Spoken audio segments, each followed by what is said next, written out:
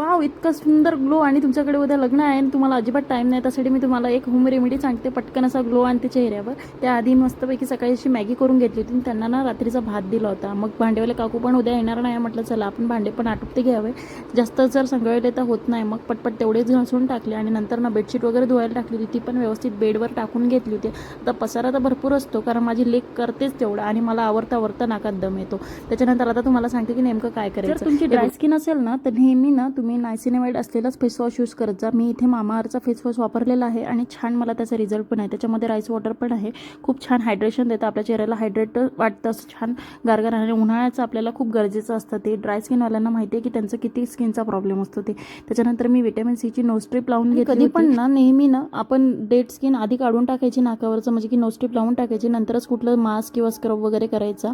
आणि हे बघा, मी इथे 1 चमचा दूध घेतलेला आहे आणि 1 चमचा मध घेतलेलं आहे. आता मी डाबरचं यूज केलेलं आहे, तुमच्याकडे घरगुती असेल तर तुम्ही घरगुती पण यूज करू शकता. त्यामध्ये ना व्हिटॅमिन ए, डी आणि B12 असतं आणि ते ना आपलं डेड स्किन हलकं एक्सप्युलेट करतं. त्याच्यामुळे ते खूप आपल्याला गरजेचं आहे आणि ते मॉइश्चराईज पण करतं.